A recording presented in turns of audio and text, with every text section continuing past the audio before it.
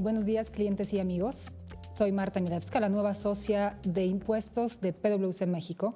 Y a nombre de todos los socios de PwC, queremos agradecer su participación en esa presentación, Paquete Económico e Iniciativa de las Reformas Fiscales 2023.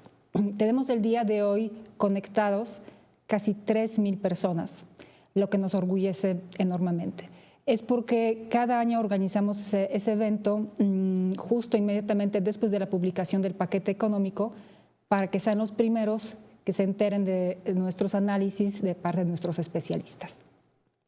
Como escuchamos esta semana y nos adelantó la maestra Buenrostro, no habrá cambios en la ley de impuestos sobre la renta, IVA, IEPS, Código Fiscal, debido a, como lo señaló la jefa del SAT, se busca dar la certeza jurídica, atraer las inversiones y generar los nuevos empleos en México.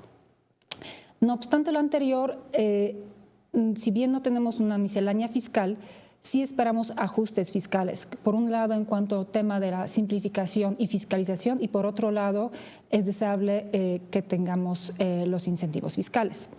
Eso con el fin de lograr un equilibrio presupuestal, dando énfasis en los programas que se enfocan en ciertos sectores, como tema de apoyo en la infraestructura, temas de adultos mayores, discapacitados, Tren Maya, entre otros. Durante la presentación de hoy vamos a tocar varios temas, incluyendo el tema de la situación actual económica de México, el contexto internacional.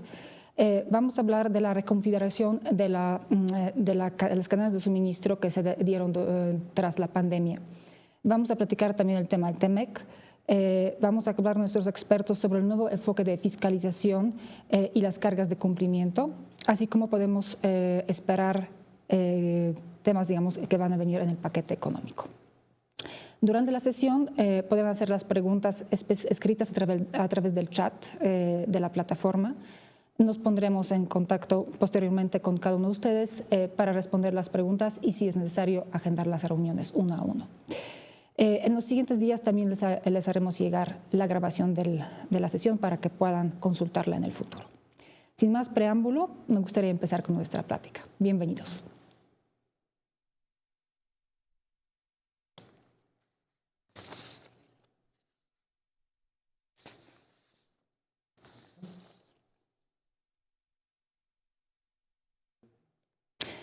Muchas gracias.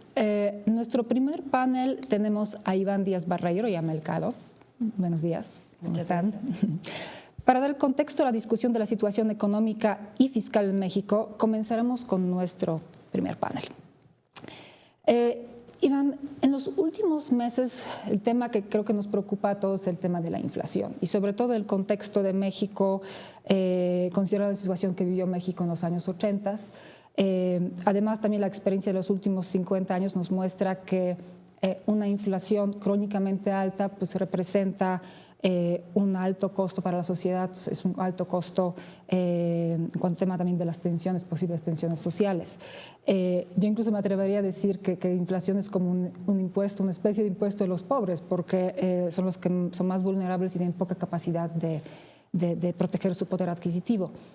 ¿Cómo se ve la situación actual en México en cuanto al tema de inflación en el contexto internacional? Bueno, Marta, la realidad es que el problema de inflación que estamos sufriendo en el país es un problema global. La inflación es producto de un exceso de liquidez generada no nada más durante la crisis del 2008 y exacerbado con la crisis de COVID. Las herramientas que utilizaron los países más desarrollados para paliar la crisis fue una inyección de capital con un escenario de tasas de interés de referencia muy bajas, lo que ha ocasionado una burbuja de prácticamente cualquier activo que eventualmente se está reflejando ya en el tema de inflación. Y en adición, tú ves el impacto de una decisión política con el tema de Europa, de suspender las compras de gas y lo que está ya impactando a nivel Europa. Evidentemente, un incremento en el precio de los energéticos tiene un impacto a nivel México. La inflación mexicana no es producto de un exceso de liquidez por impresión de billetes, es más bien un impacto global y es lo que estamos sufriendo al día de hoy. Efectivamente es un impuesto a la inflación. va a monetizar las deudas de prácticamente todo el mundo y tendrá un impacto muy importante en los deciles más bajos de la población. En términos numéricos, ¿cómo se ve la situación en comparación con...? No sé si podemos... Sí, por supuesto. Tenemos algunos datos. La inflación de México está justamente en la media, o sea, si lo quieres ver. Por ejemplo, el día de hoy la Unión Europea publicó su estimado de inflación y están casi 100 puntos bases arriba de nosotros. Si quieres podemos ver algunos países en particular. Reino Unido muy similar a nuestra, Alemania muy similar a nuestra, Argentina es el outlier, Brasil también está pasándola mal. Nosotros estamos al nivel de India, Rusia va a presentar una inflación del 12%. Preocupaciones que tenemos, pues por ejemplo tenemos el caso de Goldman Sachs, Bank of America y JP Morgan hablando de una estanflación, donde no tendríamos crecimiento y tendríamos inflación. Yo creo que el escenario actual que estamos viviendo es muy similar a los años 70, donde teníamos un incremento en inflación con una crisis energética. Incluso en el día de ayer, hay un evento en Rusia, y se hablaba de la posibilidad de hacer un cártel del gas, muy similar a la OPEP, con Irán, Qatar y Rusia como miembros, lo cual tendría un impacto pues, monumental para la economía global. Y hablando del tema de la economía y la inflación que mencionas, la preocupación de muchos economistas es que esta inflación se podría mantener por muchos años. Y además digamos, esos paquetes, esas acciones que están tomando en cuenta para combatir la inflación, pues podrían afectar el tema del crecimiento, ¿no? Es algo que nos preocupa. Incluso algunos economistas están hablando de una recesión inducida, ¿no? Buscando combatir ese tema de la inflación. Y en ese contexto del crecimiento económico, ya se da por hecho que Europa estaría entrando a la recesión. En Estados Unidos se habla de una disminución significativa de la actividad económica. China tiene ya varios periodos con un decrecimiento importante. ¿Cuáles son las expectativas de crecimiento de México? La expectativa de crecimiento de México para el 2023, de acuerdo al Plan Nacional de Desarrollo, está entre 2 y 3%. La realidad es que crecimientos de 2 a 3 es bueno, pero evidentemente no es lo que va a generar una economía boyante. Creo que el tema principal es que las herramientas que tienen los bancos centrales para tratar de controlar la inflación es un incremento de tasas que disminuye la demanda. O sea, es un tema de demanda, hay mucho dinero, todo el mundo demanda, sube los precios. El tema aquí será que si nosotros subimos las tasas, tenemos una economía con un apalancamiento por arriba de los históricos desde la Segunda Guerra Mundial. Lo que sucedería es que con un incremento en tasas, las deudas se vuelven impagables y tendríamos un escenario de defaults. O sea, estamos en las puertas de una posible crisis de deuda, muy similar a la que vivimos en los 80s en México, pero pues, con consecuencias a nivel planetario. Entonces, el tema que tienen que manejar las autoridades es un equilibrio entre una subida de tasas y el impacto que tiene la desaceleración. La realidad es que si ustedes ven los incrementos de tasas, por ejemplo, ayer el Banco Central canadiense subió 75 puntos base de su tasa de referencia, la Unión Europea hizo lo propio también esta semana. El tema es que estamos muy lejos están persiguiendo la curva de inflación. Entonces, si tú ves, si la inflación es 9 y yo subo la tasa a 0.75, como en el caso de Europa, pues estamos todavía muy lejos de poder controlar la inflación. Recordemos simplemente lo que hizo Paul Volcker cuando fue secretario de la Fed, donde él, en el afán de detener la burbuja inflacionaria que tenía Estados Unidos en los 80s y 70s, subió la tasa casi a 20%, la tasa de referencia de golpe. Evidentemente esto tuvo un efecto de una recesión muy importante, tuvo un impacto en toda América Latina con las crisis de deuda, pero la inflación se controló. El resultado de esa política tan agresiva fue la reputación sobre la que la Fed construyó todo los últimos 40 años. Entonces, si tomamos como referencia la historia, pues estamos en un escenario tipo 73, sin una autoridad financiera como la que se tuvo en los 80s en Estados Unidos. Y en ese contexto, Iván, ¿cómo se ve el tema de las las inversiones en México, y un poquito como haciendo referencia a lo que dijo la jefa del SAT, la maestra Buenrostro, sobre estimular y crear un ambiente para atraer las inversiones? Es una gran pregunta. Uno de los temas que vimos durante la crisis COVID es el rompimiento de las cadenas de suministro. Uno de los puntos principales, y que estaba en prácticamente todas las publicaciones especializadas, fue el tema de cómo se incrementaron los costos de transportación de Asia hacia América. Normalmente tú tienes precios alrededor de $1,000 por contenedor, y llegamos a tener precios de casi $10,000 por viaje. Además, teníamos el problema de que los puertos estaban cerrados, y el precio para traer un contenedor de Asia hacia América estaba muy por arriba del precio de mandar un contenedor de América hacia Asia. Esto evidentemente hizo que muchos contenedores fueran desviados hacia Asia porque se ganaba mucho más dinero, y el tema fue que las cadenas de suministro reventaron. Esto abre una posibilidad muy interesante para el país, en el sentido de que hay un cambio de paradigma en el que el outshoring se acaba y se busca traer las cadenas de suministro mucho más cerca de los centros de producción. El famoso concepto de nearshoring, ¿no? Correcto. Entonces estamos en una posición en la que tenemos, por ejemplo, si un escenario donde la energía va a ser muy cara en Europa, entonces es probable que tenemos, bueno, lo pueden buscar, hay muchos altos hornos que están cerrando en Europa, y es probable que esa producción se traiga a América, a México en particular, por el costo de la mano de obra. Y adicionalmente muchas cadenas productivas que se habían enviado a Asia están migrando hacia Vietnam y hacia México por la distancia con el segundo mercado más grande del planeta. Ahora, Iván, tengo la duda porque hablamos anteriormente del tema de crecimiento económico, que las cifras, y ahorita más adelante vamos a hablar de las cifras del paquete económico, el potencial que representa el nearshoring que estás mencionando. ¿Cómo lo vamos en cuestiones de tiempo? ¿Cuánto podríamos esperar el efecto si, digamos, las cosas se den? Bueno, yo creo que el primer paso era terminar con las restricciones COVID. Esto terminó en marzo y abril, dependiendo a quién preguntes, y eso abre la posibilidad de hacer las inversiones. El tema es que estamos hablando de inversiones industriales, no son inversiones que recuperen la inversión mañana. Entonces estamos pensando que las inversiones que se hagan durante 2022 empiecen a funcionar durante 2023. Altos hornos son inversiones que toman 3 a 4 años en construirse. Tenemos el tema del flujo de gas. La ventaja que vamos a tener es que México importa el 80% de sus necesidades de gas natural de Estados Unidos. Tenemos una red de gasoductos muy importante con Estados Unidos, y esto va a generar mucha inversión productiva en el norte del país. Pero el efecto se va a ver, yo creo que los primeros frutos se verán durante 2023, segunda mitad, y durante 2024. Perfecto.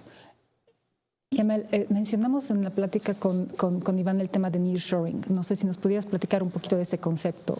Por supuesto, Marta. Básicamente, como comentaba Iván, el nearshoring es una nueva estrategia en materia de comercio exterior que lo que busca es traer cadenas productivas de otros países, en este caso a México. ¿Con qué finalidad? Con la finalidad de optimizar la cadena de suministro y localizarse en zonas horarias similares y cercanas a diferentes países, como en este caso puede ser el caso de Estados Unidos. Esto efectivamente es distinto a lo que se venía manejando del offshoring, que lo que buscaba era proveedores que tuvieran costos bajos o más competitivos.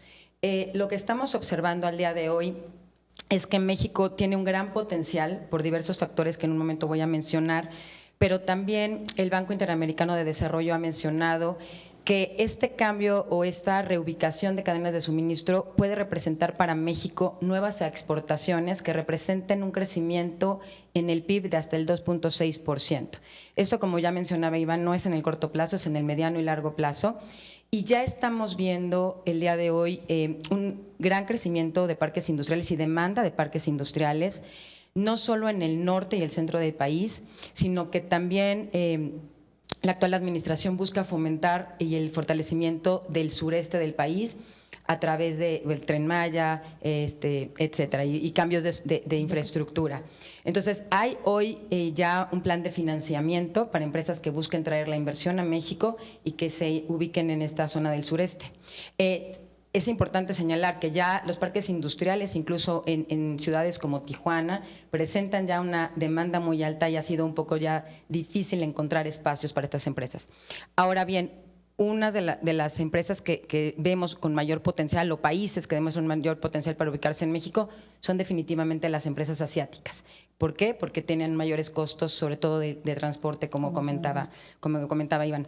Pero ¿cuáles han sido quizá estos factores que fomentan este aumento o búsqueda del nearshoring? Hay muchos. Uno de ellos, el COVID, como ya mencionaba Iván. También el tema de que México cuenta con una localización geográfica privilegiada. Yo creo que es el que presenta una mayor ventaja del resto de América Latina, por eso. La mano de obra sigue siendo sumamente competitiva. Y también cabe mencionar que el TEMEC es un factor fundamental. ¿Y por qué? Porque ha fortalecido el comercio entre los tres países de manera importante. Y hablando del tema del TEMEC, ¿nos podrías dar el estatus dónde estamos al día de hoy en cuanto al tema de la negociación de TEMEC? Por supuesto. El TEMEC definitivamente representa, como ya mencionaba, un fortalecimiento del comercio entre los tres países. Hoy por hoy, en el primer semestre de 2022, lo que hablamos de enero a junio del 2022, México es el segundo socio comercial de los Estados Unidos, con 384 mil millones de pesos en el comercio entre los dos países, y con Canadá quizá es menor, es de 19 mil millones de dólares, y es ahí un punto importante que tenemos que seguir fortaleciendo. Incluso el día de ayer la doctora Luz María de la Mora señalaba en una conferencia en la CANCHAM que esta es un área de oportunidad para México, seguir impulsando el comercio con Canadá, porque si bien ha aumentado, no ha llegado a los niveles deseados. De acuerdo. En ese contexto, lo que podemos observar que sí es un entorno muy optimista, digamos, con grandes oportunidades para México. Sin embargo, sí va a ser necesario que se tomen ciertas medidas para que ese escenario sean factibles. Muchas gracias, Iván y Amel, por su participación en ese panel. A ti, Marta. Muchas gracias, Marta. Gracias.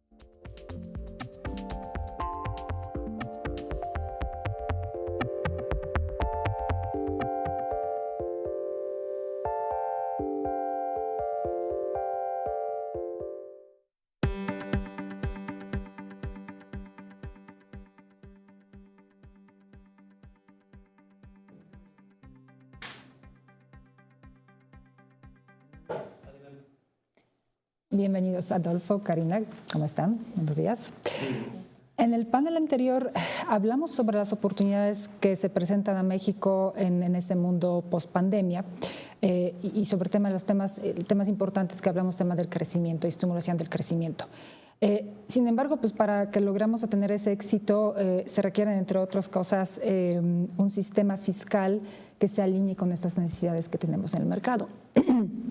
Y si bien podemos ver ciertos datos que se han presentado en el paquete económico, sobre todo el tema de los ingresos presupuestales, un incremento respecto al año anterior de 0.8%, pero en cuanto al incremento en los ingresos tributarios, hablamos de un incremento de 9.9%, una diferencia significativa que sin un incremento de impuestos, eso se explica o por mayor eficiencia del SAT o por una mayor fiscalización.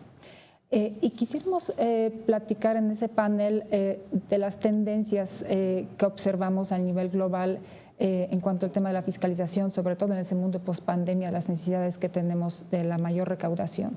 Karina, con base a tu experiencia, ¿qué has visto? ¿Qué recomendaciones han dado los organismos multinacionales, internacionales? ¿Qué están haciendo otros países en cuanto al tema de fiscalización?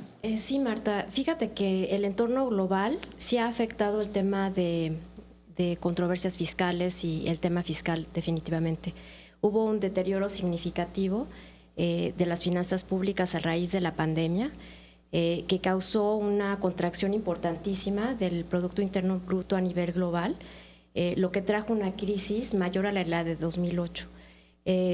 Los países han estado buscando una mejora económica y lo han logrado en cierta forma, pero ha sido dispareja.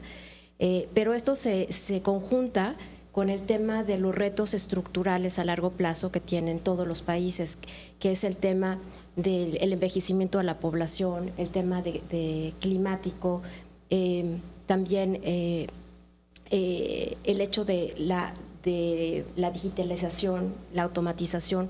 Todo esto trae problemas importantes y al final del día pues ha trascendido en un mayor déficit fiscal y un endeudamiento mayor. Los organismos internacionales lo están reconociendo. De hecho, trabajaron en un documento los diferentes equipos de la OCDE a raíz de conversaciones que se tuvieron en el G20, y lo que dijeron es que sí hay espacio para una recuperación económica, pero que los países tienen como reto el diseñar una nueva estrategia de política económica que no puede ser business as usual y que tiene que estar enfocada a fomentar el crecimiento económico. Este entorno global pues ha generado tensiones de recaudación sobre los países y tensiones evidentemente en la empresa porque los actos de fiscalización han aumentado. Pero bueno, como tú comentas, sí los organismos internacionales están haciendo esas recomendaciones donde invitan a revisar la política fiscal y es la única manera de salir del problema post-pandemia. Entonces este es el entorno global que está alrededor del tema fiscal, fiscalización y controversias fiscales. En ese sentido, Adolfo, ante la falta de una propuesta de la reforma fiscal, ¿cómo se ve la situación en México? Creo que el SAT es muy impresionante, creo que qué tan enfocado tiene su programa de fiscalización. Entonces, si uno ve, por ejemplo, el Plan Maestro para 2022, o sea, como que es clarísimo que, por un lado, obviamente tienes como objetivo aumentar la recaudación, eliminar la evasión, reducir la ilusión, pero la estrategia rectora es sobre los grandes contribuyentes, ¿no? Entonces, si uno empieza a ver, por ejemplo, lo que representan los grandes contribuyentes para México, el dato es impresionante, es casi 50% de la recaudación viene de grandes contribuyentes. Y la otra mitad se divide entre personas físicas y pequeñas y medianas empresas. Entonces, como que creo que el SAT... Ok, entonces, perdón, voy a repetir, teníamos un problema técnico. El tema creo que el SAT tiene muy clara la estrategia rectora y los objetivos. Entonces, la estrategia rectora es seguir fiscalizando grandes contribuyentes. Los objetivos centrales son aumentar la recaudación, reducir la ilusión, eliminar la evasión fiscal, eliminar la corrupción. Y entonces, si uno ve el objetivo de, oye, ¿cómo logro recaudar más invirtiendo menos? creo que es muy claro que el enfoque es seguir sobre los grandes contribuyentes. Y eso creo que lo acompaña el SAT con un plan muy concreto de impulsar el cumplimiento voluntario, ¿no? Entonces, lo que estamos viendo mucho es este tema de las famosas cartas de invitación, donde el SAT pues, realmente no ejerce realmente un acto de facultades, sino que te invita a acercarte, te invita a tener esa comunicación y pone algún tipo de presión para que si hay algo que autocorregir lo hagas, ¿no? Entonces, creo que esta estrategia rectora de grandes contribuyentes, cumplimiento voluntario, es lo que explica después las cifras, las proyecciones, que son muy impresionantes. Si uno ve el presupuesto, lo que están esperando es una recaudación de un poquito, casi 3.7, 3.9 billones de pesos. Y si uno ve eso, es 7.7% más que el año pasado. Entonces, en un ambiente que, como dicen, de estanflación, en un ambiente complicado, pues querer casi 8% de incremento de recaudación es impresionante. Y también, si uno ve los resultados del SAT, es bastante impresionante la eficiencia que ha logrado, ¿no? O sea, estaba viendo los datos en el plan de desarrollo y en el plan del SAT, y en 2018 el SAT tenía que invertir 38 centavos por cada 100 pesos recaudados. Llega a 2022, está en 0.26. Entonces, o sea, la eficiencia que ha logrado en el tema de recaudación es impresionante, y como retorno de inversión también es impresionante. Ahora recaudan 135 pesos por cada peso invertido. Y eso es de un año de 18 para acá, eso es un incremento de 108%. Entonces, creo que eso nos lleva a concluir que, oye, el SAT, el gobierno tiene todo su plan de financiamiento basado en lo que recauda el SAT. El SAT está haciendo su trabajo muy bien en cuanto a enfocar sus baterías sobre los grandes contribuyentes. Las presiones vienen muy fuertes y como dices, ante un escenario que no hay reforma fiscal y no hay grandes incrementos en impuestos, pues todo va a venir vía fiscalización, ¿no? Y mencionaste, digamos, tema de la carta de invitación. ¿Cuál es el proceso? ¿Nos podrías platicar un poco del proceso de las auditorías que vemos el día de hoy? El proceso normal, lo que para el Código Fiscal califica como una auditoría, si estás dictaminado, empieza por un citatorio al contador público, si no, empieza por un requerimiento de información o un inicio de una visita domiciliaria. El SAT, dependiendo lo que te esté revisando, tiene entre 1 y 2 años para emitir un oficio de observaciones o una última acta parcial. Y después viene ya 6 meses después, hasta 6 meses después, viene la determinación de un crédito fiscal, ¿no? Entonces, en el entre observaciones y liquidación, pues uno tiene la oportunidad de ir, por ejemplo, a un acuerdo conclusivo, y después de la liquidación vienen los medios de defensa locales e internacionales. Y en la carta de invitación realmente te llega a tu buzón. Entonces, realmente las compañías tienen que ejercer como que mucho control.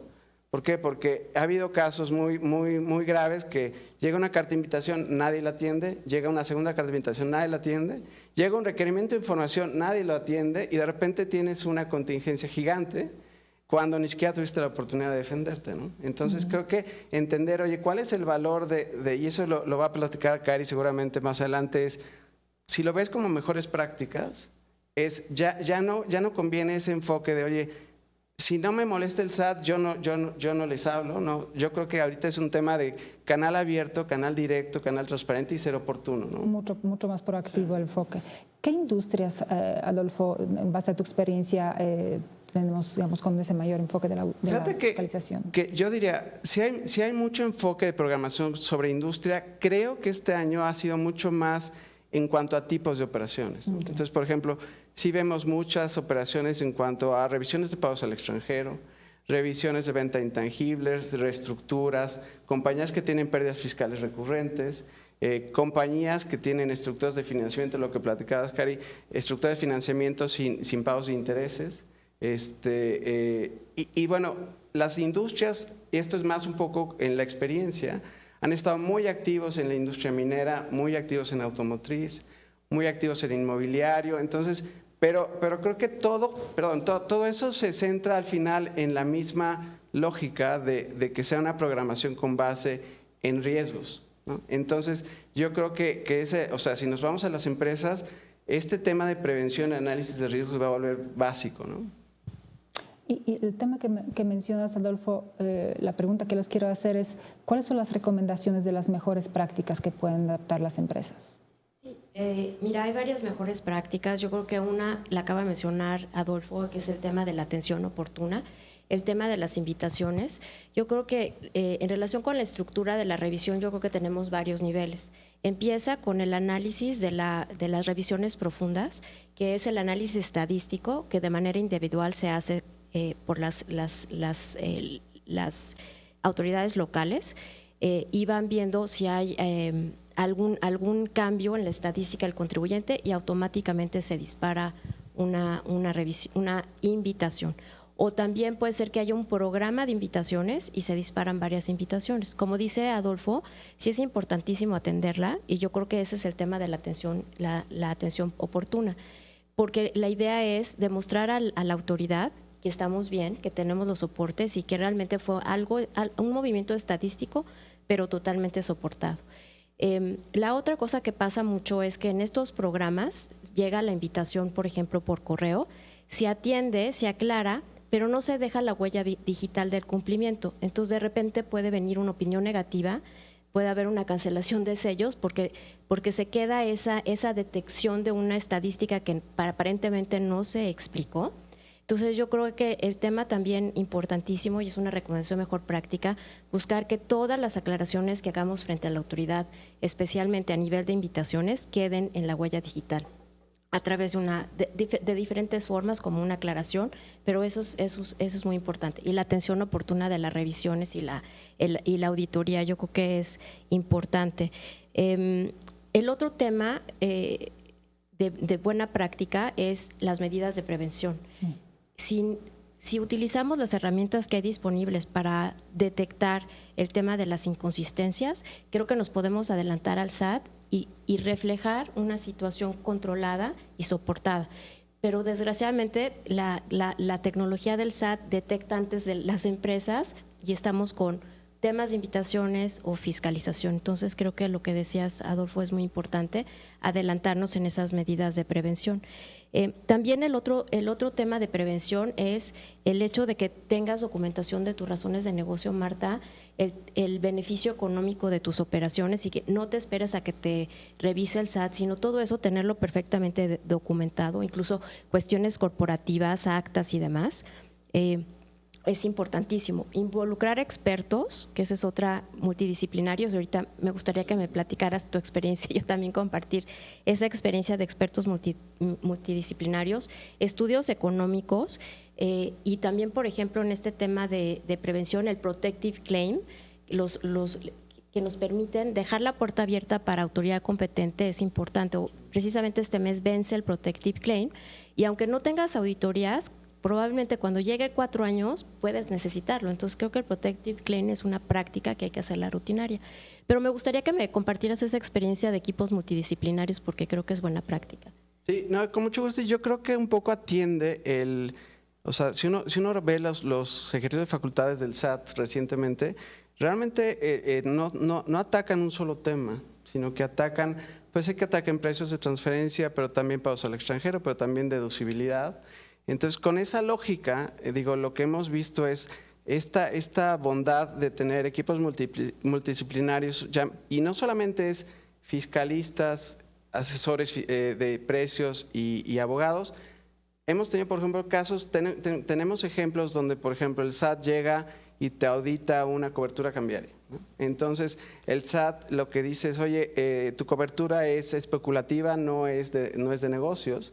Entonces, en vez de nosotros dar un poco argumentos subjetivos y de razón de negocios, donde realmente no hay muchas pruebas y no hay muchas reglas, lo que hacemos es, oye, invitamos a un experto de nuestra área de capital markets y hace la evaluación con base en US GAAP o en normas, y entonces perfectamente podemos probar que la cobertura o el futuro o el derivado son efectivos y están con base en normas. Entonces, creo que esa es una muy buena manera de estar como que teniendo un enfoque diverso al del SAT, tener más pruebas, y eso es la bondad, creo que, del equipo multidisciplinario. Y lo que hicimos ahora en la firma, tenemos 3-4 meses, es esto, si bien siempre lo hicimos en la práctica, Ahora lo estamos formalizando más, creamos un panel que le llamamos de controversias fiscales, donde estamos socios de impuestos federales, de indirectos, de precios, de internacional, abogados.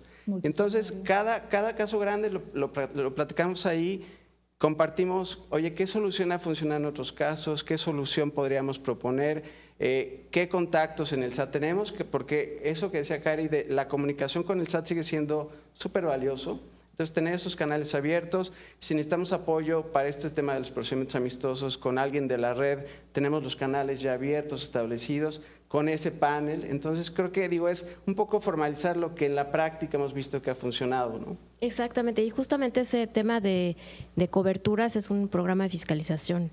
Entonces, sí hemos involucrado expertos y nos ha dado el resultado porque ni nosotros ni los auditores somos expertos. Entonces, el poder transmitir esa sensibilidad de negocio y esos soportes ha traído buenos resultados en las auditorías. Entonces, eso es muy importante. Y el panel de controversias también hace que la experiencia la podamos volcar en un éxito en una auditoría, ¿no?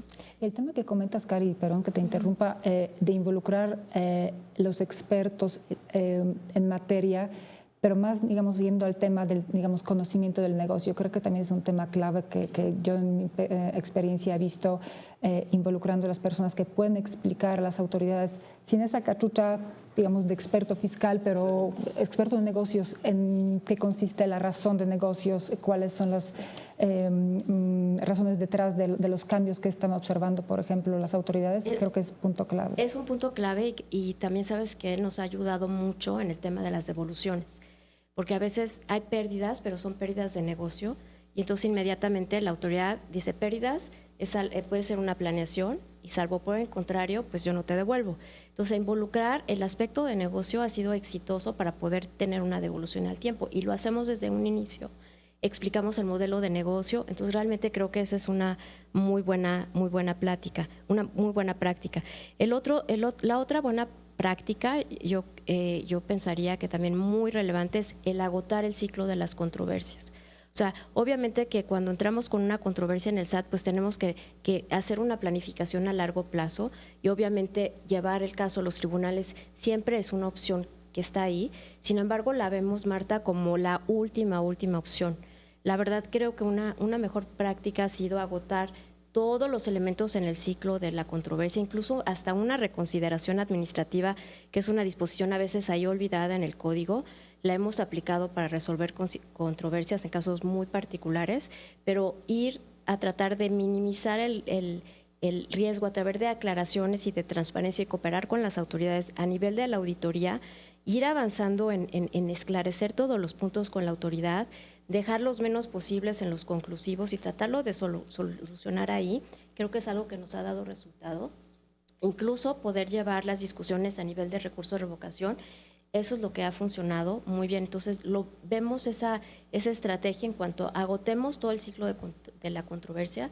Y claro, por supuesto, hay casos en donde habrá que involucrar a la autoridad competente extranjera. Entonces, también en ese ciclo de controversia hay casos de tratados que se pueden explotar muy bien, y además no necesariamente tiene que ser ir a buscar que la autoridad mexicana cambie, sino también podemos hacer buscar cambiar la situación en el otro país. Entonces, en esta tensión económica, o sea, México quiere jalar recaudación y los otros países quieren jalar recaudación. Y puede ser, exactamente, en esta competencia de flujo financiero, entonces puede ser que México debía de haber recibido más remuneración y reflejar más rentabilidad. Entonces, lo que podemos hacer es ver en dónde debió quedar verdaderamente la fiscalización, y podemos acudir a medios unilaterales de tratados para buscar un ajuste correspondiente y resolver así la controversia con el SAT, y ya evitar que pues se quede el problema en un problema de doble tributación en el contribuyente. Entonces, todo esto son técnicas de resolución de controversias que obviamente tenemos que analizar y implementar dependiendo del caso, Marta. ¿Sabes qué? A mí me gustaría, tal vez como comentarios finales de mi lado, es qué importancia el tema de la tecnología junto a la prevención, ¿no? Entonces, yo creo que el tema de, tener un equipo multidisciplinario con expertos, pero aparte tener un apoyo a la tecnología, creo que es básico. Digo, he tenido empresas, clientes donde el corporativo, su objetivo de negocios es, oye, yo como empresa tengo que tener el mismo nivel de información que tiene el SAT. Entonces, ahora si vemos contabilidad electrónica, CFDIs, todo, eso no está tan lejos. Entonces, si nosotros cambiamos un poco la visión de la función fiscal, de que tengas expertos, tengas grupos de trabajo bien establecidos, acompañados con tecnología, creo que esa va a ser la nueva tendencia, buscando cada vez tener más prevención, sabiendo que lo que nos espera es un mundo de fiscalización de muy alto grado, muy compleja en los siguientes 3-4 años, ¿no? Casi en tiempo real, ¿no? Exactamente. Y mis comentarios finales irían que en este entorno tan específico en el que vivimos, pues en el tema de resolución de controversias no va a ser business as usual. Entonces, irnos desde de tratar de evitar hasta una invitación y tratar de ir resolviendo y aplicándose estas estrategias desde un inicio, desde que llega la autoridad con el auditor, hasta en todo el proceso del ciclo de la controversia, y cuidar la imagen, porque todo eso, como comentaba, queda en huella digital. Entonces, si atendemos las invitaciones de manera oportuna, si salimos mejor en una auditoría, eso va a generar que dejemos de ser candidatos para revisiones y tener una buena imagen frente al SAT. Entonces, yo creo que esas mejores prácticas a la larga ayudan a que la empresa esté más tranquila, concentrada en su negocio y no concentrada en la fiscalización. Mucho que hacer, Marta. Exacto. Muchísimas gracias. De verdad, creo que son puntos muy importantes en el contexto que estamos comentando, de mucho énfasis que vamos a ver el siguiente año en tema de la fiscalización. Muchas gracias. Gracias.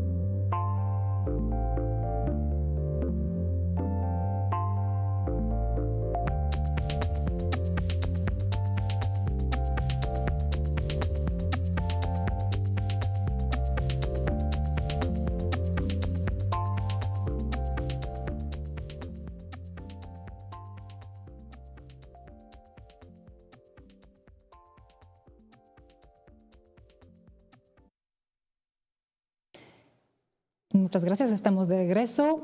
Tenemos el tercer panel a Andrea de León, Juan Carlos Calderón y Fernando Lorenzo. Y vamos a hablar del tema de las cargas administrativas que se están presentando a los contribuyentes en México. No sé si podemos pasar al siguiente slide. Quiero dar la introducción a ese panel con dos datos que publica Banco Mundial, y es el tema de la burocracia y el índice de la competitividad en cuanto al tema de materia fiscal. Como pueden ver, el tema del índice de competitividad de México en los últimos años, últimos 10 años, ha disminuido de forma significativa. Digamos, es una escala de 0 a 100, donde 100 significa un país con alto nivel de competitividad en cuanto a materia fiscal. En los últimos años ese índice ha disminuido a 51. Y el segundo índice es el tema de fiscalización y burocracia relacionada con temas de cumplimiento fiscal en escala de 1 a 9, donde 9 significa una facilidad muy alta en cuanto al tema del cumplimiento. México, como podemos ver, pues no ha logrado rebasar esa barrera de 2.5, incluso en los últimos años sí hemos visto esa disminución. Viendo esa información, estos datos, Andrea, ¿cómo ves el tema de las cargas de cumplimiento que tenemos, y sobre todo ante ante las nuevas regulaciones que tuvimos el año pasado, las reformas que se dieron en el tema del dictamen y entre otras? Sí, de acuerdo. Si podemos pasar a la siguiente, por favor. Bueno, en 2013 se eliminó la obligatoriedad para los contribuyentes de presentar el dictamen fiscal. En ese momento se señaló que esa obligación había dejado de cumplir su objetivo. Entonces, ahora, de 2013 a 2021, el dictamen fiscal fue opcional para ciertos contribuyentes, y en 2022 se restablece la obligación, pero con medidas de control adicionales tanto para contribuyentes como para auditores. Si hacemos un comparativo entre 2021 y 2022, en 2021 quienes podían optar por dictaminar sus estados financieros tenían que cumplir al menos una de 3 condiciones relacionadas con ingresos acumulables, activos y número de trabajadores. En 2022, si bien los contribuyentes que cumplan esos parámetros siguen teniendo la opción de dictaminar sus estados financieros, la instauración de la obligación del dictamen fiscal ahora se prevé únicamente para contribuyentes que excedan 1.650 millones de pesos de ingresos y compañías públicas. Algo muy relevante es la fecha de presentación del dictamen fiscal, que la teníamos hasta el 15 de julio, ahora se recorta al 15 de mayo. El tema de si hubiera diferencias por pagar determinadas en el dictamen fiscal, se tendrán los mismos 10 días siguientes a la presentación del dictamen para que se paguen estas diferencias, y se mantiene el beneficio de que aquellos contribuyentes que dictaminen por obligación o por opción sus estados financieros tendrán por cumplida la obligación de presentar la ICIF. Y complementando lo que comenta Andrea, yo creo que una parte muy importante es, y ya nos explica muy bien, hasta 2021 los contribuyentes tenían la opción de dictaminar siempre y cuando se ubicaran en los supuestos que ya comentó Andrea. Sin embargo, hay otros contribuyentes que tienen la obligación de presentar el ICIF, que es la información sobre la situación fiscal. Y de ahí es importante nada más recalcar que mucha información, aun y cuando no teníamos la obligación, no se tenía la obligación de presentar el dictamen, no se dejó de presentar muchísima información a las autoridades fiscales. ¿Y quiénes estaban ahí? Pues básicamente grandes contribuyentes por el nivel de ingresos, establecimientos permanentes, de residentes en el extranjero, paraestatales, compañías que optaban por el régimen de consolidación previsto en la ley, entre otros. Entonces, esto es muy importante enfatizar, porque a esta disposición y a estas compañías que estaban obligadas, a partir del 2022 se suma un nuevo bloque de compañías obligados o de sujetos obligados a presentar esta información sobre la situación fiscal. Y básicamente es un tema importantísimo de lo que comentaba Marta y Andrea, porque va a abarcar un mayor número de contribuyentes obligados al ICIF, y están contenidos precisamente en la fracción 6 del 32H, es muy importante del código. Esta parte sí la queremos resaltar porque lo que establece esa disposición es que los contribuyentes, por ser parte relacionada ahora de un sujeto obligado a dictamen, tiene la obligación de presentar el ICIF.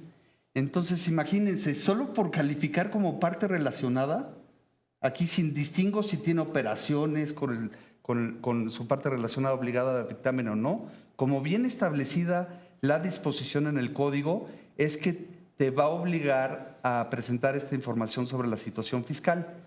Ahora, punto y aparte, lo que les queremos mostrar en esta lámina es la correlación que se tiene con disposiciones en materia de precios de transferencia.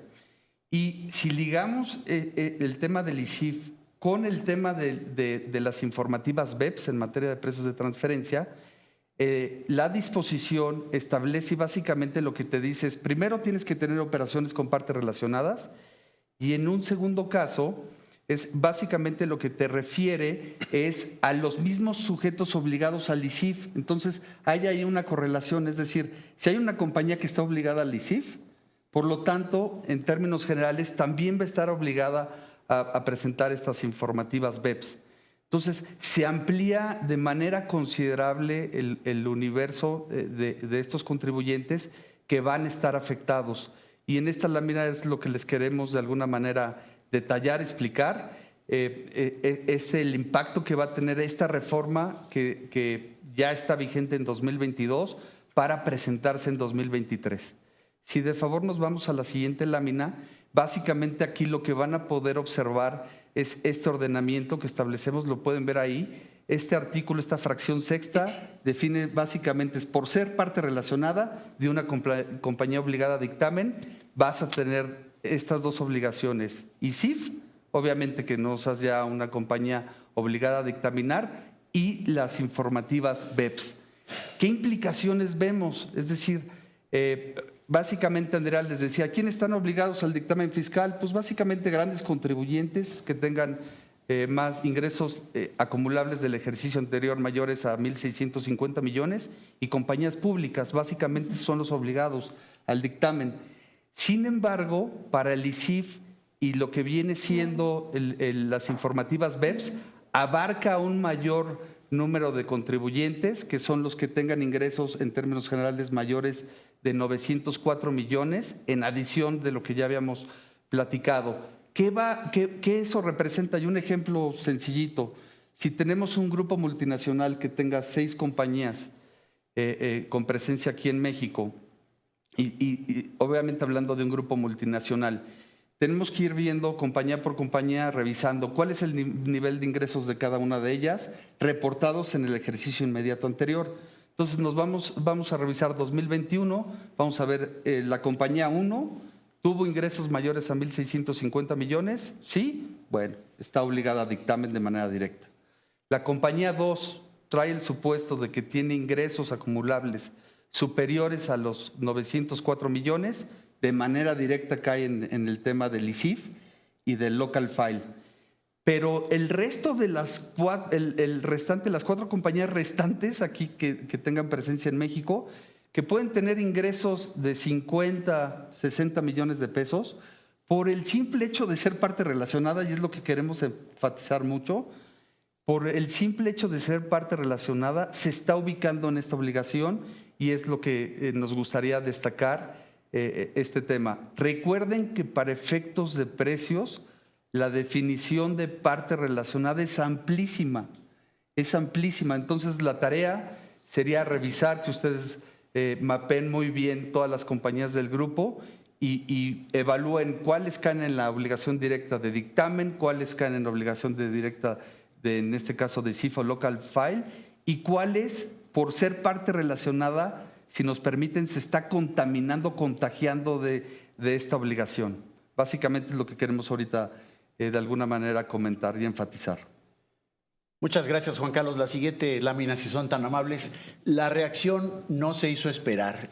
A través de regla miscelánea, las autoridades fiscales, derivado de una cláusula habilitante del Código Fiscal de la Federación, estableció para acotar este universo de contribuyentes que tenían que presentar ahora por esta regla de contagio, ¿cómo le llamas?, de esta fracción 6, presentó una regla que tiene como propósito atemperar la aplicación o la obligación de presentar un ICIF. Esta regla salió publicada en el mes de junio de este año y básicamente establece como requisitos el que si tienes no solo parte relacionada, sino operaciones con la empresa que se dictamine, ¿sí? Y además en tus operaciones con actividades empresariales tienes una sumatoria de más de 13 millones, o bien si tienes servicios profesionales más de 3 millones, entonces resultará aplicable. Si no tienes estos ingresos y si no tienes operaciones directamente con la empresa que se dictamine, no tendrás la obligación de presentar el ICIF, ¿no? Esta regla trae varios retos, precisamente de interpretación y de aplicación. ¿Por qué? Número 1, no hizo referencia al local file. Entonces diríamos, oye, cuando hace referencia a la fracción sexta de esta disposición que mencionas, también incluyó a local file, es decir, cuando no presentes ICIF tampoco presentas local file. Esa es la primera interrogante, o si tienes que leer siempre el 32H con esta regla. Esa es la primera interrogante. Creemos que sí, sin embargo, las multas son altas, son multas que pueden ir alrededor de cientos de miles de millones de pesos, esto en un momento dado y de forma agregada. Otro esquema de interpretación que se da a través de esta regla es el hecho de que tampoco aclara si es un agregado respecto de todas las operaciones o tenemos que ver la operación por operación. Tampoco es clara si puede sumar servicios profesionales con actividades empresariales. ¿Por qué te acota con actividades empresariales? ¿Qué pasa si tenemos una transacción mayor de 13 millones relacionada a un préstamo? Y un préstamo no son ni servicios profesionales, ni tampoco el financiamiento, ni tampoco son actividades empresariales. ¿Caería o no caería? Creemos que esta regla, si bien tiene como propósito dar una facilidad para que menos empresas, menos contribuyentes caigan en esta disposición, lo cierto es que la redacción no es del todo claro. Sí, y en este cuadro la intención simplemente es mostrar de manera muy gráfica cuáles son las fechas a las que los contribuyentes, en las que los contribuyentes tienen que estar reportando cierta información. Ya comentábamos, dictamen fiscal 2022 sería 15 de mayo de 2023, la ICIF sería 31 de marzo de 2023. ¿Sí deseas continuar? Sí, en materia de precios de transferencia en específico, hay un anexo que presentamos, una informativa, que hasta el 2021 de alguna manera se reportaban las operaciones exclusivamente con partes relacionadas en el extranjero. Y esto también es un tema que queremos enfatizar porque con la reforma de alguna manera en la ley del impuesto sobre la renta eliminan de alguna manera estas disposiciones la referencia a partes relacionadas en el extranjero.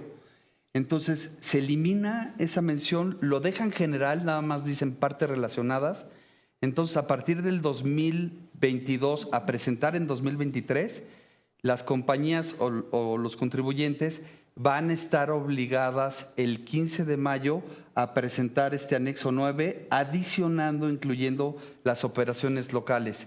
Y esto trae un reto muy, muy importante en cuanto a volumen, no en cuanto a análisis, puesto que todas las operaciones en los estudios deben de estar contenidas y analizadas y llegar a la conclusión de que cumplen con valores de mercado.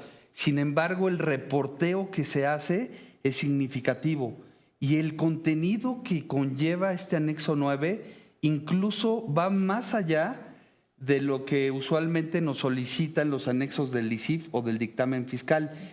¿Y a qué me refiero? Es decir, en este anexo 9, en adición a señalar las transacciones, los montos, etcétera, eso que de alguna manera se plasman tanto en el dictamen como en el ICIF, en adición a ello, se tienen que dar ya los resultados, información financiera, cuáles son los rangos de valores, etcétera, información financiera que viene ahí. Entonces, va a ser el contenido de ahora en adelante de lo que vamos a estar suministrando en formatos ya predefinidos y de alguna manera ya estamos llenándole todo el contenido en una declaración a a las autoridades, bueno, se va de alguna manera a extender con estas operaciones locales, ¿no? Esto, caso muy importante, se tenía hasta el año pasado, el año pasado se presentaba junto con la declaración anual. Es el único caso donde hay una extensión de plazo, se va al 15 de mayo. Antes se presentaba junto con la anual, ahora se presenta el 15 de mayo, con independencia de si posteriormente vamos a recibir alguna prórroga vía miscelánea, donde si optas por dictaminar o eres sujeto obligado a dictamen, se iría hasta el 15 de mayo, ¿no? Bueno, y aquí una precisión, ya todo está alineado al 15 de mayo, me fui con el año pasado, que era 15 de julio, pero acuérdense que tanto, como bien dijo Andrea, el dictamen obligatorio y este anexo 9 va alineado al 15 de mayo. Vámonos a la siguiente obligación en materia de precios de transferencia, los local files. Los local files nos daban hasta el 2021 y en años anteriores la viabilidad de presentarlo hasta el 31 de diciembre del siguiente ejercicio.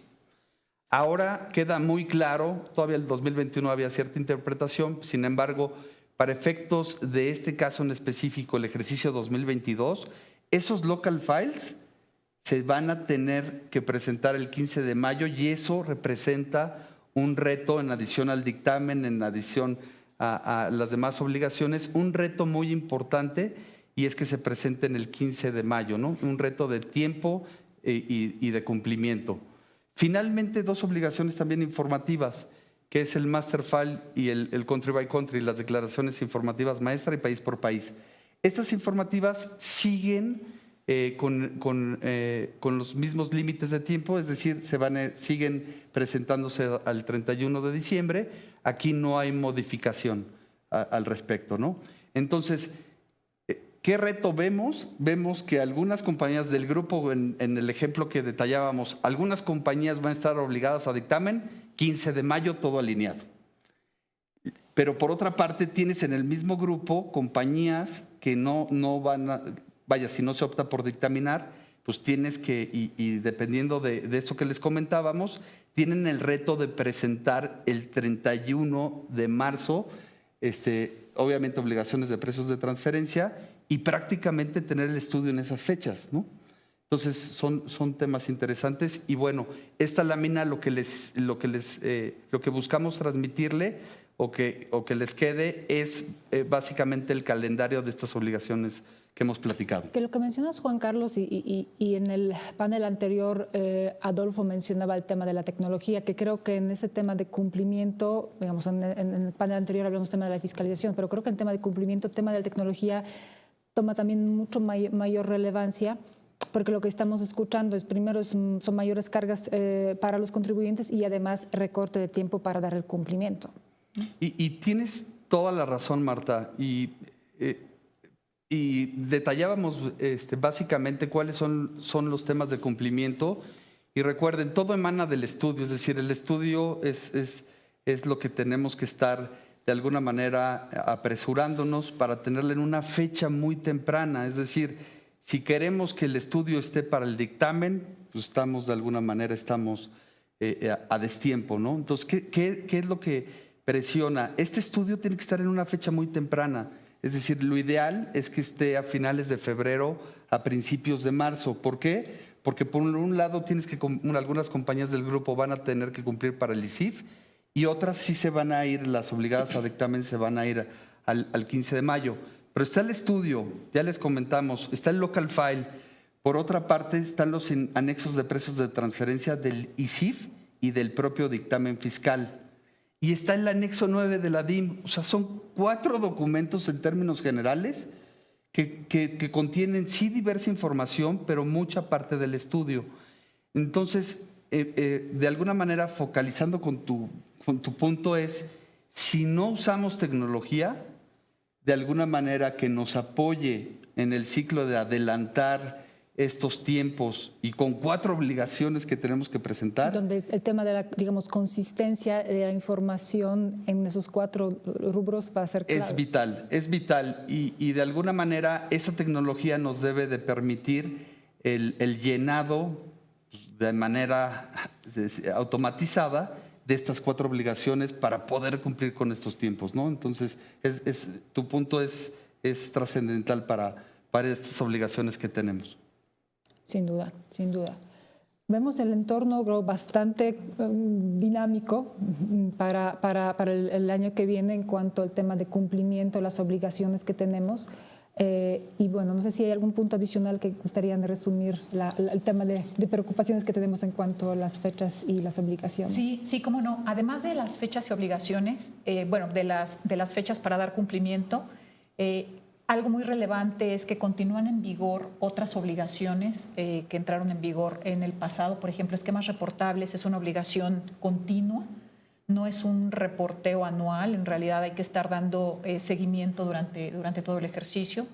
Se adicionaron también ya en el pasado otras obligaciones, por ejemplo, para compañías que participen en fusiones y escisiones, de reportar, de informar a las autoridades fiscales ciertas operaciones relevantes que se lleven a cabo con base en lo dispuesto en Código Fiscal de la Federación.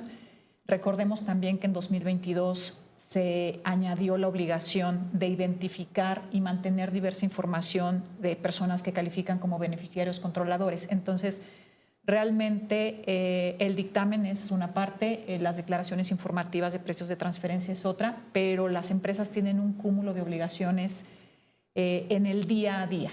Entonces es muy, muy importante estar dando seguimiento a todo eso. Creo que los retos, aparte del reporteo, aparte de fechas, viene desde el análisis de en qué casos nos ubicamos en algún supuesto para ser sujetos de alguna nueva obligación. Y no olvidemos, por último, en la parte del dictamen fiscal, pues ahora el contenido penal que se establece en el mismo. Se le impone la obligación al auditor de informar a través de los medios adecuados. De hecho, ya salió la ficha de trámite por ahí en el mes, en la miscelánea fiscal, en donde deberá de informar en el curso del ejercicio y hasta 30 días después de haber sido presentado el dictamen del incumplimiento que ha hecho el contribuyente a quien está dictaminando de disposiciones fiscales o aduaneras, o inclusive el de informar cualquier hecho o conducta que pudiese ser considerado un delito fiscal, ¿no? Entonces, esto es un aspecto que lo combinamos con lo corto de los periodos que se tiene de cumplimiento, lo vuelve definitivamente un esquema muchísimo más complejo. También recordemos que si no se presenta el dictamen en tiempo y forma, es como si no se hubiese presentado, serán acreedores a multas, serán acreedores a la suspensión de los sellos digitales, lo cual es la vida fiscal de una empresa, serán acreedores al no poder aplicar los beneficios de un tratado fiscal y a otra serie de situaciones o beneficios que te da por tener el dictamen fiscal. En adición a esto que comentan, en materia de precios de transferencia estamos viviendo unos retos interesantes. Uno es cuando utilizamos información de operaciones comparables. Ahora, en la reforma del 2022, nos están obligando a comparar año contra año, es decir, años el presente, el ejercicio 2022, en este caso en específico, contra la información pública de comparables, ¿no? Y ese es un reto que estamos enfrentando, sobre todo tomando en cuenta que tenemos que tener los estudios en una fecha muy temprana. Entonces, el tema de las fuentes y el acceso a esas fuentes y cuándo va a estar disponible es un reto y, bueno, todos los elementos técnicos tendrán que vertirse en los estudios y en los análisis, ¿no? Ese es un reto muy importante. Y no quería dejar de enfatizar que esta declaración que comento de operaciones con partes relacionadas, el anexo 9 de la DIM, esto básicamente les había platicado de obligaciones de personas morales. Sin embargo, en un apartado de personas físicas, de actividades empresariales, profesionales, se adiciona, bien incluido también esta reforma, y acuérdense, ya no hay distingo de operaciones con el extranjero. Entonces, prácticamente cuando personas físicas llevaban a cabo operaciones con compañías, de alguna manera no se estaba obligado a presentar este anexo 9. Y aquí tenemos que tener mucho cuidado porque ahora las personas físicas que estén celebrando operaciones con partes relacionadas van a tener, obviamente son transacciones domésticas, locales, van a tener que presentar esta información. Entonces, es un reto muy importante que no estábamos obligados en años anteriores, ¿no? Entonces, son retos. Y finalmente yo comentaría, como bien dicen, es la oportunidad, pero también es muy importante la coordinación entre los contribuyentes, la coordinación con los auditores y con los especialistas, porque de alguna manera tenemos que abatir este tema de cumplir en tiempo y en forma.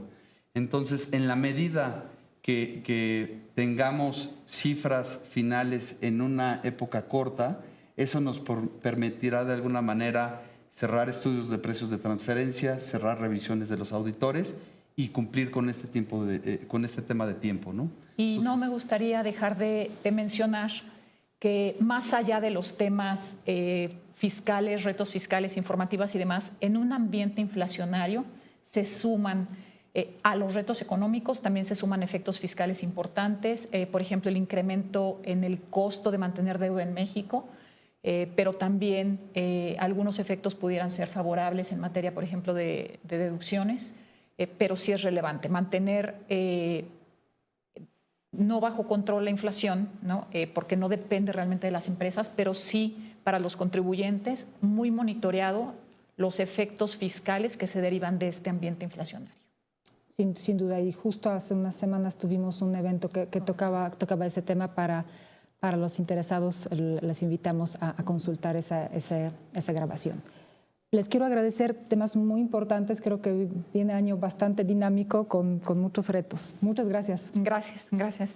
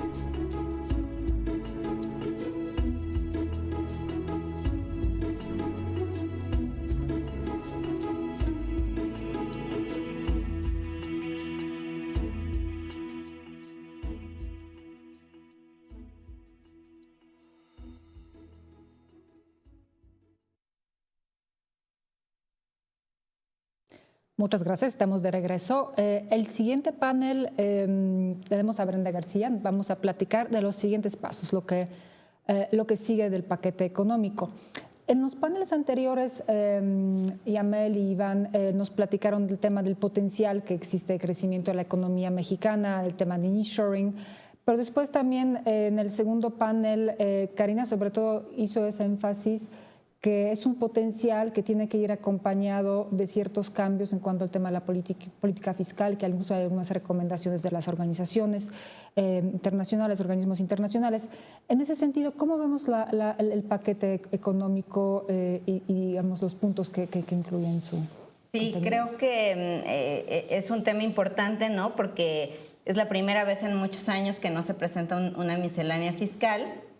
el mensaje que está tratando de transmitir la autoridad es un mensaje de certidumbre jurídica, que si bien es positivo porque en muchos países pues no cambia cada año la legislación, creo que también es importante, ¿no?, ver cuál es la tendencia global, sobre todo a la luz de todos de estos temas económicos que han venido sucediendo a raíz de la pandemia y todo lo que explicó al inicio Iván, ¿no?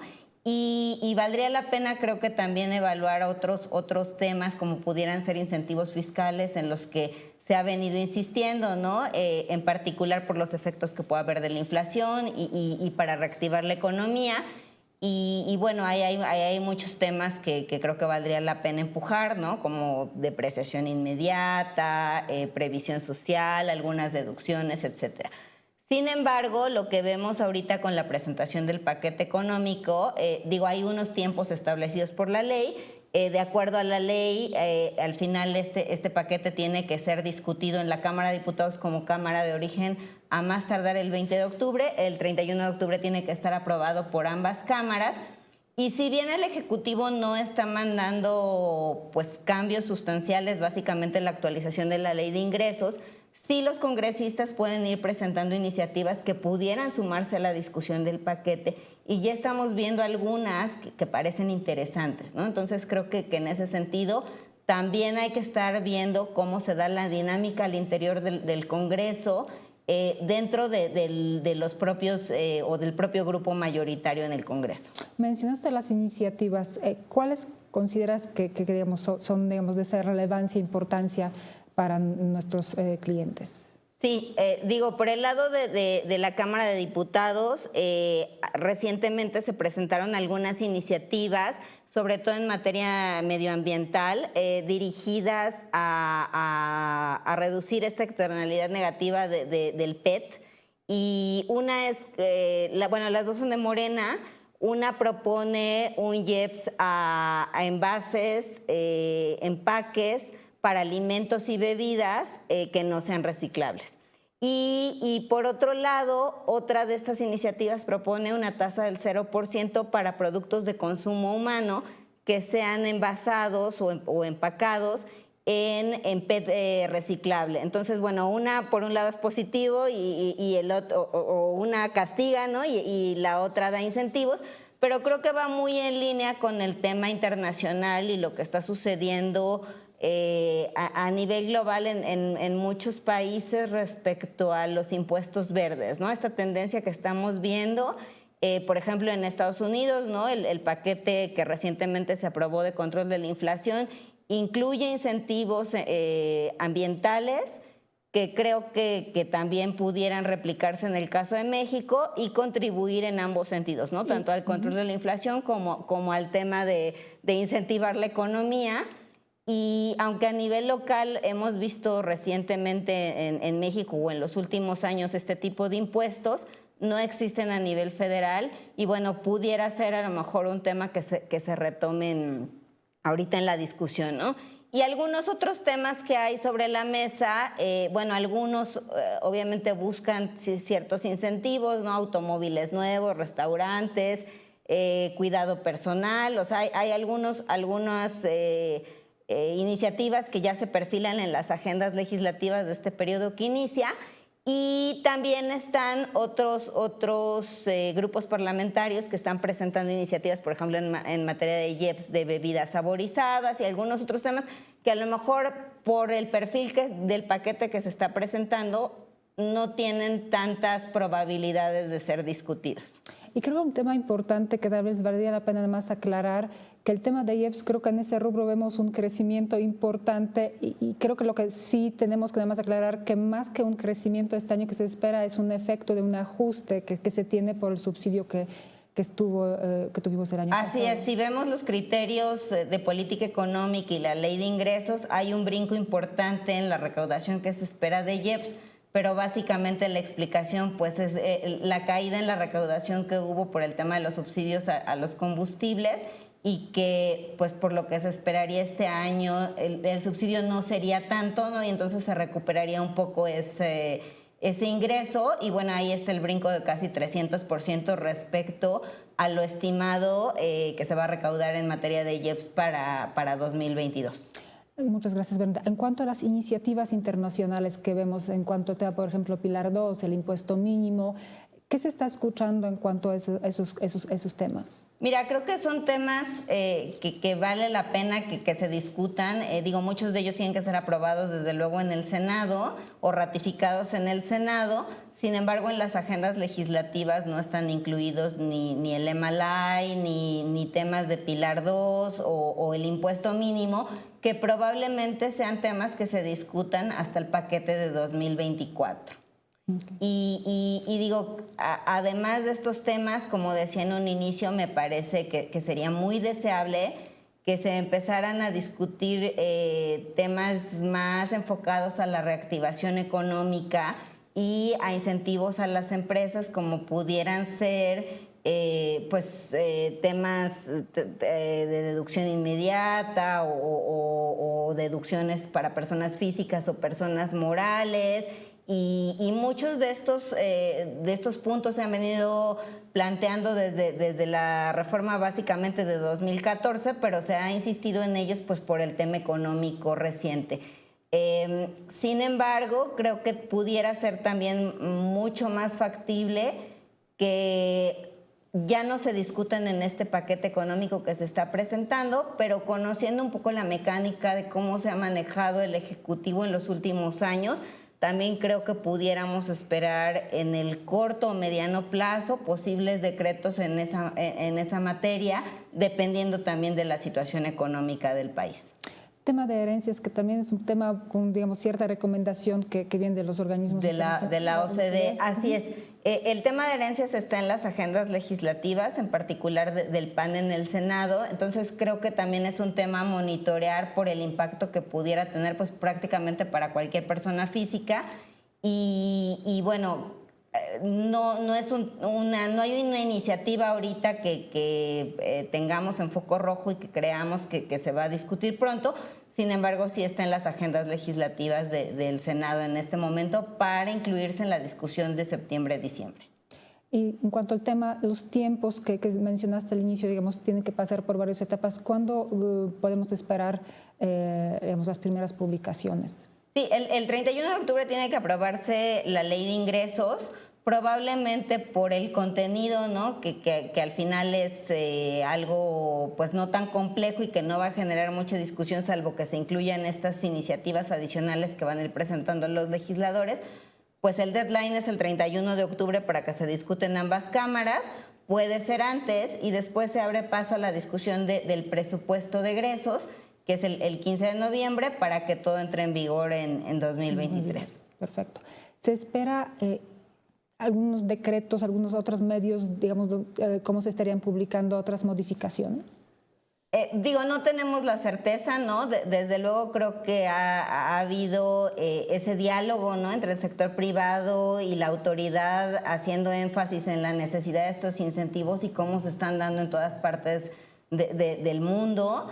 Y bueno, que a diferencia de México, a lo mejor en México el enfoque para reactivar la economía ha ido más hacia el consumo, hacia ciertos sectores en particular y no tanto hacia el lado de la inversión.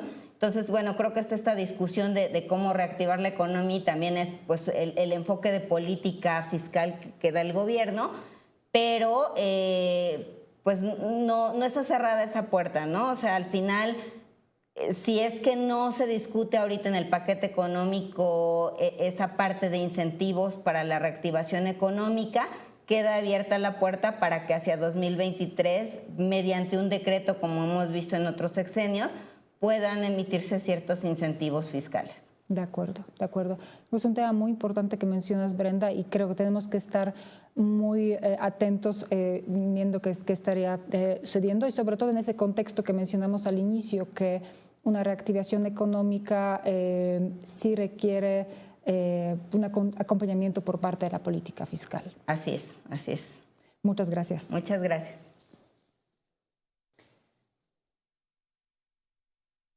Al conversar con nuestros panelistas, y estamos llegando al fin de nuestra plática, podemos nuevamente resumir que vemos un potencial, y lo que comentaba en el primer panel Iván y Amel, vemos un potencial que se presenta para México como la economía después de la pandemia, un tema de cambios en cuanto a las cadenas de suministro que vivimos.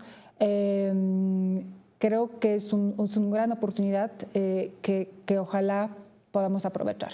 Ahora bien, para tomar esa oportunidad y alinearnos, sí es necesario que se den ciertos cambios en cuanto al tema del contexto fiscal, y fue el objetivo de los paneles que tuvimos el día de hoy, para levantar la mano y hablar de los temas que se necesitan para que esas oportunidades sean la realidad, ¿no? El mayor crecimiento económico, el tema de las inversiones. En ese sentido, bueno, buscamos que no solamente sea un crecimiento, digamos, de los digos en cuanto al tema de la presentación del paquete económico, de las cifras que vimos parecen optimistas, yo diría incluso muy optimistas. El potencial ahí existe, sin embargo, creemos que se va a dar a mediano plazo. Y sí, definitivamente estamos en espera y buscando ese crecimiento inclusivo y sustentable. Nuevamente, a nombre de todos los socios de PwC, reitero nuestro agradecimiento por su participación en el evento y muchas gracias. Hasta luego.